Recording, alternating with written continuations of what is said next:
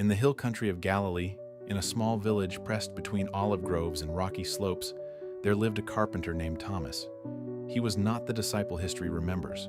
This was an ordinary man with calloused hands and tired eyes, the kind of man whose name nobody outside his village would ever know. For 3 years, nothing in Thomas's life had gone right. A fever had taken his wife the winter before, leaving him to raise his young daughter, Miriam, alone. His workshop, once busy with orders for doors and yokes and furniture, now stood mostly silent. People had stopped trusting him with their work because his hands shook these days, and his mind wandered to grief more often than to wood and nails. Debts piled up. The tax collector's visits grew sharper. Some nights Thomas sat outside his door staring at the dark hills, wondering if he had simply been born to lose everything he loved. He had heard, of course, of the traveling teacher from Nazareth, stories carried by merchants and shepherds, of healing hands and strange authority, of a man who once spoke to a storm and the storm obeyed him. Thomas had dismissed most of it as the kind of tale that grows taller with every village it passes through. He had enough trouble believing in tomorrow, let alone in miracles. But one evening, walking home along the Sea of Galilee with a bundle of firewood on his back, he saw a small fire near the shore and a lone figure sitting beside it, watching the water. The stranger by the shore. "You walk like a man carrying more than wood," the stranger said, without turning his head. Thomas almost laughed, bitterly. "Is it that obvious?" "Sit," the man said, gesturing to a flat stone beside the fire. "The lake is calm tonight. It won't always be. Tonight at least, rest."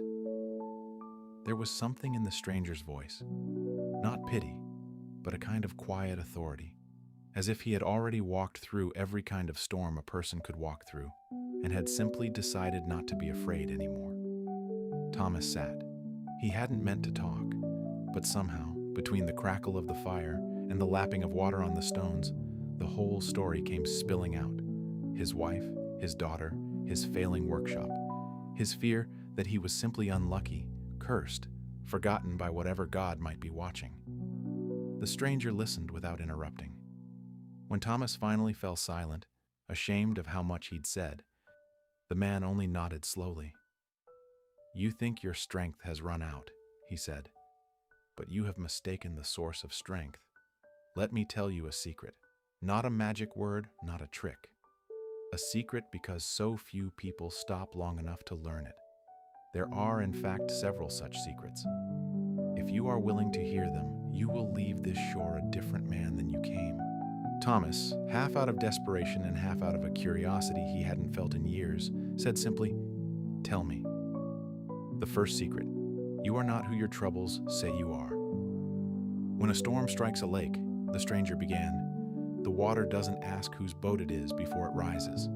Trouble is not a judgment on your worth. You have been treating every loss as proof that you are cursed, unloved, forgotten. But a child does not stop being a child because the night is dark. Your worth was never built on your circumstances, and so your circumstances cannot demolish it." "Easy to say," Thomas muttered, "when you're not the one drowning." The stranger smiled, not unkindly. "I have been called many things by many people, few of them kind. I know what it is to be misunderstood, betrayed, exhausted, afraid. The secret is not that pain is an illusion. The secret is that pain does not get to decide who you are. You are not the man whose wife died. You are not the failing carpenter. Underneath all of that, untouched by any of it, there is a man who is loved simply for existing, by the same hands that shape the hills you're sitting in right now. Until you believe that, every wind will knock you over, because you'll have nothing solid to stand on." Thomas looked at the dark water for a long moment. "And if I can't feel that, if I don't believe it, then you practice believing it," the stranger said, "the way you'd practice a trade.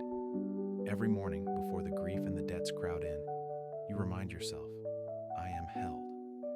Not because I earned it, not because I performed well enough, simply because I am. That is the first stone of the foundation. The second secret. Lay down what you are carrying. The fire sending up a small storm of sparks. The stranger reached for another piece of wood and added it carefully, as if even small things deserved attention. "There is a second secret," he continued, "and it is harder than the first. You are carrying anger you haven't named, toward your wife's illness, which you could not stop, toward the customers who no longer trust you, toward yourself, for being human and breaking under weight no person could carry alone. Unforgiveness is a stone you pick up and never set down, and you cannot run, you cannot build, you cannot even stand steady with your arms permanently full of stones." Thomas felt his throat tighten. "I'm not angry at God, I just don't understand." "You don't have to understand to be permitted to grieve," the man said gently. "But there's a difference between grief, which softens a man, and bitterness, which hardens him into something brittle. Bitterness looks like strength from the outside, all that hardness, but it shatters at the first real blow. The strength I'm describing is the opposite. It bends, it forgives. Your circumstances, the people who failed you, and yes, even yourself. And because it bends, it doesn't break. How does a man forgive what fever did to his wife?" Thomas's voice cracked on the last word. The stranger was quiet for a moment, and when he spoke again, his voice had lowered, become almost tender. "One small release at a time. Tonight, you don't have to forgive all of it. Just set down one stone. Tell me the heaviest one." Thomas swallowed. "That I wasn't a good enough husband to save her. That I keep failing my daughter the same way." "Set it down," the stranger said simply. "You did not have the power to stop a fever. No carpenter's hands, however skilled, can do that. Holding on to a debt you never owed will not bring her back. It will only make sure Miriam loses a father to bitterness, the way she lost a mother to illness. Put it down, Thomas." And strangely, Thomas hadn't told him his name. Saying it aloud seemed to loosen something in his chest that had been clenched for a year. The third secret: small, steady faith outlasts sudden, loud faith. The wind had picked up slightly, rippling the surface of the lake. The stranger glanced toward the water, almost as if he recognized an old friend, then turned back to Thomas. "The third secret is this. People believe that strength arrives all at once, like a lightning strike, a single moment of unshakable faith that fixes everything. But that is rarely how it works. Real steadfastness is built the way a mustard seed becomes a tree. Small, almost invisible at first, growing quietly underground before anyone sees a single leaf above the soil." "My faith feels more like a seed someone stepped on," Thomas said dryly. The stranger laughed, a warm, surprising sound. "Even a crushed seed planted in soil can still grow if you don't dig it back up out of impatience every single day to check on it. Here is what I mean practically. You don't need to suddenly believe everything will be fine. You only need to do one honest thing tomorrow. Open the workshop, sand one plank well, speak one kind word to Miriam without your mind half buried in debts. That is the seed. Faith that lasts isn't the kind that shouts the loudest in a single moment. It's the kind that shows up again, quietly, the next morning, and the morning after that, even when nothing has visibly changed." "That sounds like patience," Thomas said, "not faith." "They are closer than you think," the stranger replied. "Patience is simply faith, stretched out over time you can't see the end of. A tree doesn't doubt the sun is still there because clouds covered it for a week. It keeps its roots down and waits. That is steadfastness, not the absence of struggle, but refusing to uproot yourself in the middle of the storm just because you can't yet see the shore." The storm. As if the lake itself wanted to test that very lesson, the wind shifted suddenly, colder, sharper, and within minutes, the gentle ripples Thomas had been watching turned into churning waves, slapping hard against the rocks. Clouds, invisible moments before, swallowed the moon whole. Thomas's fire hissed and guttered as spray reached it. "We should move," Thomas said, standing, alarmed. "This will become dangerous fast. I've seen these lake storms drown fishermen who knew these waters better than I do." But the stranger remained seated, perfectly calm, watching the black water rise. "This is, perhaps, The most important lesson of all, he said, raising his voice slightly over the wind. Watch. He stood, walked to the very edge of the water where the waves were now crashing hard enough to soak his sandals, lifted his hand, and spoke, not loudly, almost as one might speak to a frightened animal. Peace, be still. Thomas would later struggle to describe exactly what happened next, except that the wind did not gradually die down the way storms usually fade. It simply stopped, all at once, completely, as though some enormous, unseen hand had closed over the lake. The waves settled to glass. The clouds, a moment later, began drifting apart to reveal the moon again. Thomas stood frozen, his bundle of firewood forgotten at his feet. Who? He started, his voice barely a whisper. What are you? The stranger turned back toward him, and in the moonlight Thomas saw, for the first time clearly, the scars across his wrists. Old, healed-over wounds in a strange, deliberate pattern that no accident or trade injury could explain. The fourth secret, the man said softly, as though he hadn't just done the impossible, is this. The storm outside you will rage and calm, and rage again your whole life. You cannot control the weather of this world. What you can control is whether you bring your own storm, your fear, your panic, your need to control everything, into the boat with you. Steadfastness is not standing on a calm sea. It is standing still inside yourself, while the sea is anything but calm. Peace, be still, was never only spoken to the wind. It was spoken to the disciples in the boat first.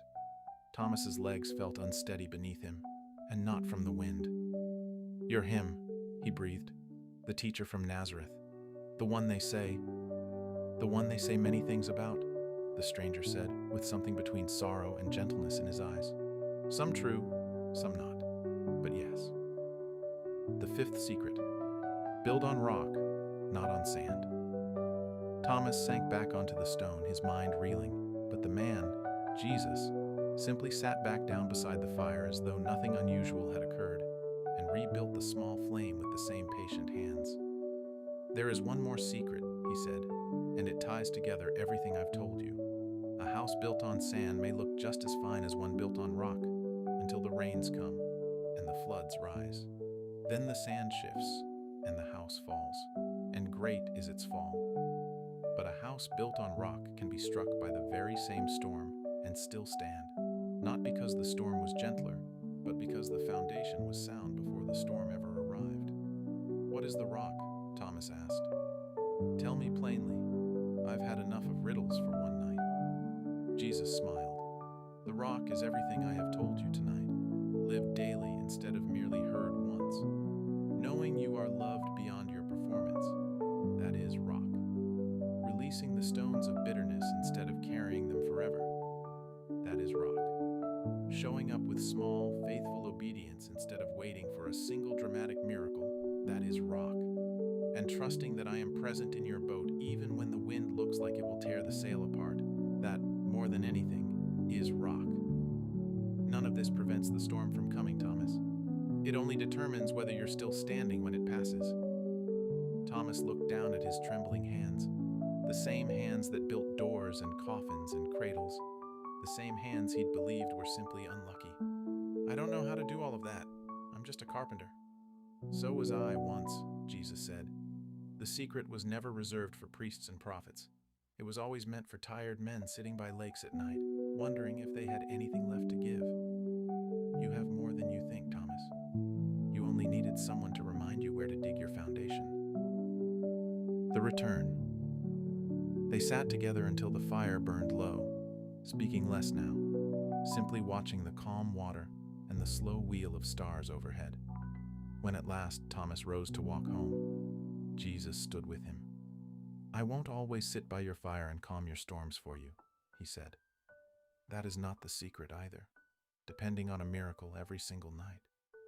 But the peace you felt when the wind stopped, that same peace is available to you in the middle of the next storm, even if I'm nowhere in sight. You carry it now. You only have to remember it's yours. Will I see you again? Thomas asked. You will see me in the work of your hands when you build with patience instead of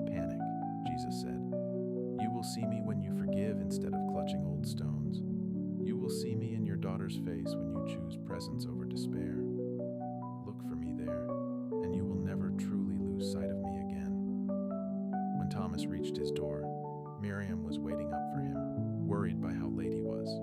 He knelt and held her for a long moment, not rushed, not distracted by debts or grief, simply present.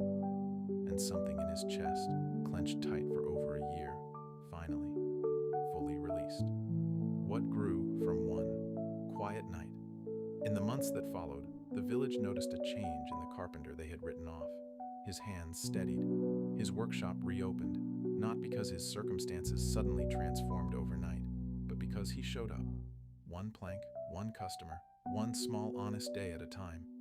The debts did not vanish in an instant, but slowly, steadily, they were paid down, the way a tree grows ring by ring rather than all at once. People began to ask Thomas what had changed him. He never spoke of the storm that stopped on command, sensing that some encounters are not meant to be paraded as proof, only lived as quiet conviction. Instead, he would simply say, "I learned that my strength was never about having no storms. It was about discovering what I was already standing on." And when neighbors pressed further, wanting the secret for themselves, he would tell them, one at a time, exactly what he had learned by that fire. That they were loved beneath every failure. That bitterness had to be set down stone by stone. That faith grows quietly like a seed rather than arriving all at once. That peace could be spoken even into the loudest storm. And that a life built on that rock could weather what a life built on sand never could. It was, after all, never meant to stay a secret kept by one tired carpenter on one dark shore. It was a secret meant to be carried home, lived daily, and quietly passed on, from one steadfast hand